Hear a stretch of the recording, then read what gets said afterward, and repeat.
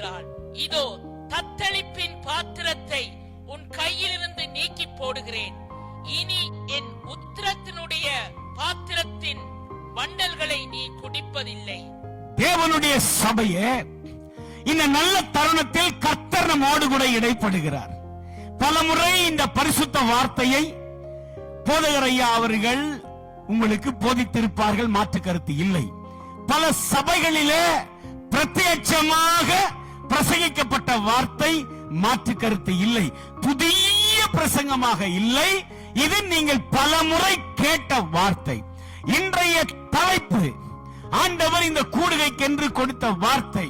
இரவு தேவ சமூகத்தில் இருந்த போது மாத்திரமல்ல, இந்த சபைக்கு நாம வரப்போகிறோம் அடுத்தது கர்த்தருடைய கிருபையினாலே என்று அறிந்த நாள் முதல் இந்த சபையினுடைய ஆராதனைக்கு ஜெபிக்கிற போது தெய்வம் தத்துரூபமாக இந்த வேலைக்காரனுடைய இருதயத்தில் உணர்த்தின, சிந்தைக்கு உணர்த்தின, அதை உறுதிப்படுத்தின வார்த்தை. இந்த வார்த்தை என்ன? தத்தளிப்பின் பாத்திரத்தை உன் கையிலிருந்து நீக்கி போடுகிறேன். ஆண்டவருடைய வார்த்தை இது. பலமுறை நீங்கள் படித்தது, பலமுறை இதே பலிபீடத்தில் பிரசங்கம் பண்ணப்பட்டது. ஆண்டவருடைய சத்தம் தத்துரூபமாய் ஒவ்வொருவரோடு கூட இடைப்படுகிற வார்த்தை என்ன? தேவ ஜனமே, தேவ பிள்ளைகளே, கர்த்தருடைய இரத்தத்தினாலே மீட்கப்பட்ட தேவ சபையே, கர்த்தர் பேசுகிறார், தத்தளிப்பின் பாத்திரத்தை உன் கையிலிருந்து நீக்கி போடுகிறேன். ஒரு குறிப்பிட்ட மொழிபெயர்ப்பு இந்த தத்தளிப்பு என்ற வார்த்தையை எப்படி குறிப்பிடுகிறது? ஸ்ட்ரகிள் பாட் என்று குறிப்பிடுகிறது. பார்ட் ஆஃப் ஸ்ட்ரகிள் அல்லது ஸ்ட்ரகிள் பாட் அப்படின்னு குறிப்பிடுகிறது. தத்தளிப்பு, ஒவ்வொரு நாளும் தத்தளிப்பு, ஒவ்வொரு சூழ்நிலையிலும் தத்தளிப்பு. தனிப்பட்ட வாழ்க்கையில தத்தளிப்பு, குடும்ப வாழ்க்கையில தத்தளிப்பு, சமுதாய வாழ்க்கையில தத்தளிப்பு, பிரியாச வாழ்க்கையில தத்தளிப்பு, ஓட்டத்துல தத்தளிப்பு, பிள்ளைகளிடத்துல தத்தளிப்பு, கணவனிடத்துல தத்தளிப்பு, மனைவியிடத்துல தத்தளிப்பு, நண்பர்களிடத்துல தத்தளிப்பு, உறவுகளிடத்துல தத்தளிப்பு, வெளியே சொல்ல முடியாத தத்தளிப்பு. வெளியே சொல்ல முடியாது, சில காரியங்களை வெளியே சொல்ல இயலாது, சொல்லக்கூடாது என்று இருந்தாலும் சொல்ல இயலாது, சொல்லணும்னு நினைத்தாலும் சொல்ல முடியாது. அதுக்கு பேர் தாங்க தத்தளிப்பு. இன்றைக்கு சபைக்குள்ள இருக்கிற இந்த வார்த்தையை கேட்டுக்கொண்டிருக்கிற என்னென்ன சிந்தையில இருதயத்தில் நீ இருந்தாலும் உனக்கான வார்த்தை இன்றைக்கு கர்த்தருடைய ஆவியானவர் பேசுகிறார். கிறிஸ்துவுக்கு மகிமை உண்டாவதாக. அந்த தத்தளிப்பின் பாத்திரத்தை உன் கையிலிருந்து கர்த்தர் நீக்கி போடுகிறார். கர்த்தருக்கு மகிமை. தத்தளிப்பு வருகிறதுக்கு என்னென்ன அடையாளம், என்னென்னலாம் வரும் தத்தளிப்புக்கு முன்பாக வாசிக்க கேட்கலாம். யோபின் சரித்திரம் 3ஆம் அதிகாரம் 23ஆம் வசனத்திலிருந்து வாசிக்கலாம். தன் வழியை காணக்கூடாதபடிக்கு தேவனால் வளைந்து கொள்ளப்பட்டவனுக்கு வெளிச்சத்தினால் பலன் என்ன? என் போஜனத்துக்கு முன்னே எனக்கு பெருமூச்சு உண்டாகிறது, என் கதறல் வெள்ளம் போல புரண்டு போகிறது. நான் பயந்த காரியம் எனக்கு நேரிட்டது, நான் அஞ்சினது எனக்கு வந்தது. எனக்கு சுகமில்லை, இளைப்பாறுதலும் இல்லை, அமைதலும் இல்லை, எனக்கு தத்தளிப்பே நேரிட்டது. எனக்கு தத்தளிப்பே நேரிட்டது. இந்த வார்த்தைக்கு முன்ன ஒரு பெரிய பட்டியலை போடுகிறார் யோபு பக்தன். யோபு பக்தன் அந்த பட்டியலை போடுகிற போது கடைசியாக முடிக்கிற தத்தளிப்பே என்ற வார்த்தையை முடிக்கிறதுக்கு முன்ன என்னென்ன காரியங்கள் இருந்தது என்பதை வரிசையாக பட்டியலை போடுகிறார். தேவ ஜனமே, தத்தளிப்பு ஒரு மனிதனுக்கு வருகிறதுக்கு முன்ன என்ன அடையாளம்? ஆமா, 23 இப்ப வாசிங்க திரும்ப ப்ளீஸ். தன் வழியை காணக்கூடாதபடிக்கு தேவனால் வளைந்து கொள்ளப்பட்டவனுக்கு வெளிச்சத்தினால் பலன் என்ன? தேவ பிள்ளைகளே, எவ்வளவு வெளிச்சம் இருந்தாலும் சரி, ஒரு பகலுக்கு 7 பகல் வெளிச்சம் இருந்தாலும் சரி, நீ கடக்க முடியாத ஒரு பாதை இருந்து அந்த வெளிச்சம் இருந்து என்ன பிரயோஜனம்? நம்ம அன்னைக்கடி யோசிக்கிறோம், எல்லாம் இருக்குங்க, எல்லாமே இருக்குது, என்ன பிரயோஜனம்? என்ன பிரயோஜனம் கேட்கிறோமா? தத்தளிப்பினுடைய முதல் பகுதி என்ன? விரக்திக்கு கொண்டு போகும். முதலாவது வெளிச்சத்தினால பலன் என்ன? உட வழியை கடந்து போக முடியாது, உட வழியை கடக்க முடியல.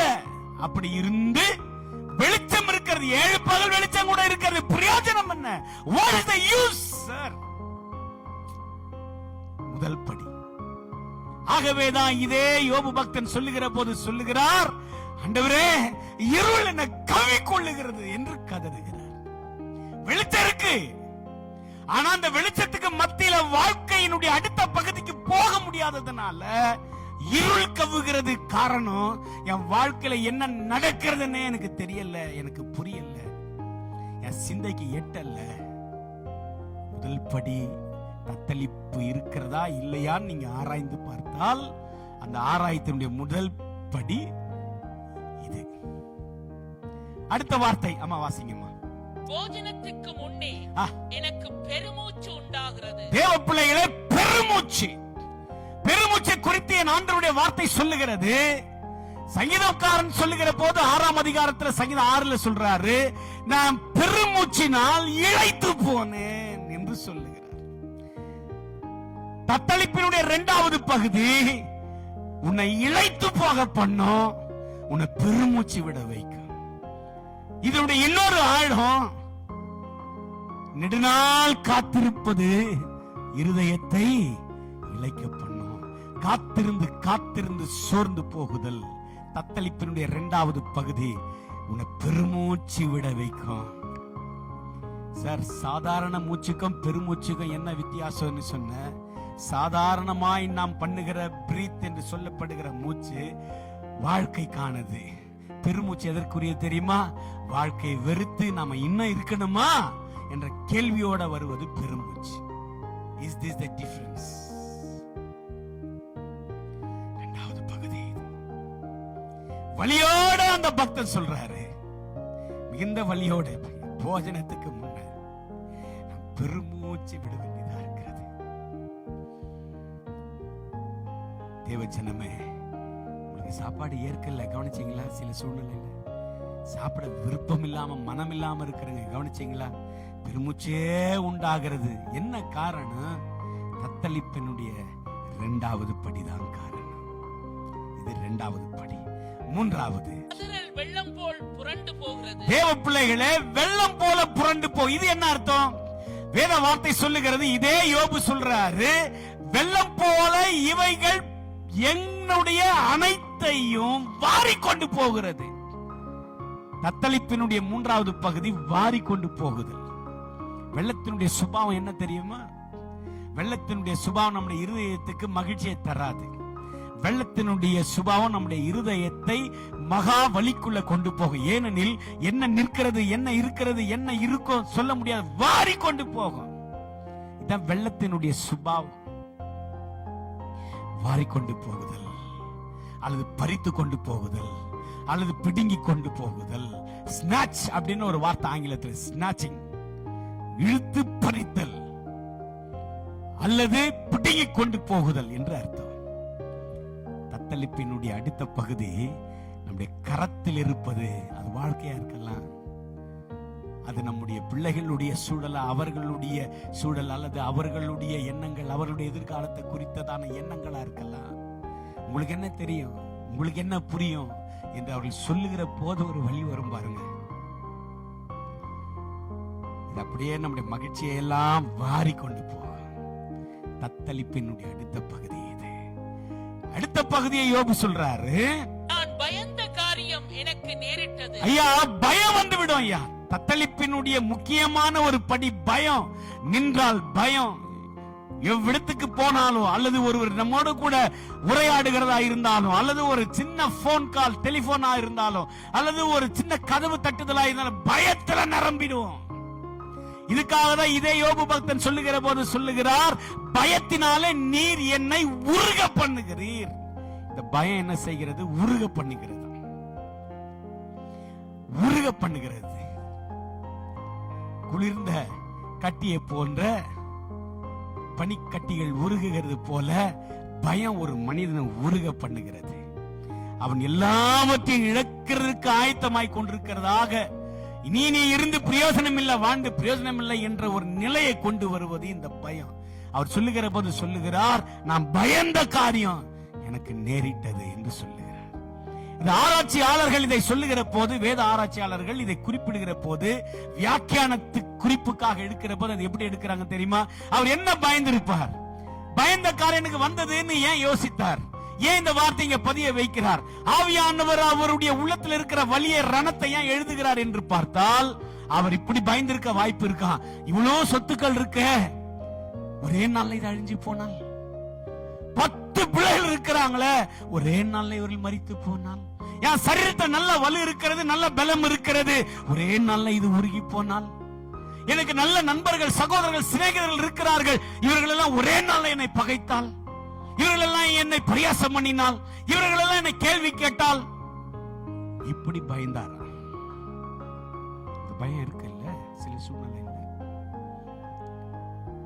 யோபு சொல்றார், பயந்த காரியம் எனக்கு நேரிட்டது. தத்தளிக்கிற மனிதனுடைய வாழ்க்கையில இப்படிப்பட்ட நெருக்கடிகள் அனுமதிக்கப்படுகிறது. இன்னைக்கு நம்ம வாழ்க்கையில் அது இருக்குமானால், இன்றைக்கு உனக்கான வார்த்தை தான் இது. இன்றைக்கு அந்த தத்தளிப்பு உன் கையில இருந்து கர்த்தர் நீக்கி போடுகிறார். கர்த்தருக்கு ஸ்தோத்திரமும் மகிமையும் உண்டாவதாக. பயந்த காரியம் எனக்கு நேரிட்டது சொல்லிவிட்டு அடுத்த வார்த்தை, நான் அஞ்சினது. சார், பயம் வேற, அஞ்சுதல் வேறங்க. தயவு செய்து புரிந்து கொள்ளணும். பயம் வேறு, அஞ்சுதல் வேறு. பயம் வேறு, அஞ்சுதல் வேறு. பயம் வேதனை உள்ளது. யோவான் எழுதுகிறார், பயம் வேதனை உள்ளது. Fear make will pain. பயம் வேதனை உள்ளது. அஞ்சுதல் அப்படிப்பட்டதல்ல. எப்பொழுதுமே ஒரு விதமான நடுக்கத்துக்குரியது அஞ்சுதல். எப்பொழுதுமே ஒரு நடுக்கத்திலே இருப்பாங்க, ஒரு சங்கடத்திலே இருப்பாங்க.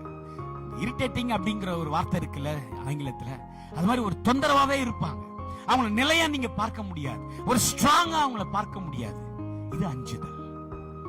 அவ்விடத்துல யோபு பக்தன் சொல்ற அந்த தத்தளிப்புக்கு முன்ன நடக்கிற சம்பவத்தை பயந்த காரியம் வந்தது, வேதனையான காரியம் அர்த்தம். அதுக்கு இன்னொரு அர்த்தம் அஞ்சுனது. எப்பொழுதும் ஒரு விதமான பதட்டத்திலே இருப்பது. பதட்டத்திலே இருப்பது. போர் நடக்கிற போதெல்லாம் ஒரு பதட்டத்திலேயே தேசம் இருக்கும். என்ன நடந்ததோ, எந்த தேசம் கூடிக்கொண்டதோ, எந்த தேசம் விலகி போனதோ, எந்த தேசம் இன்னும் அதிகமான காரியங்களை செய்கிறதோ, ஒரு பதட்ட நிலையில இருக்கும். அதனாலதான் அதுக்கு பெயரே போர் பதற்றம். அதுக்கு பெயரே போர் பதற்றம்.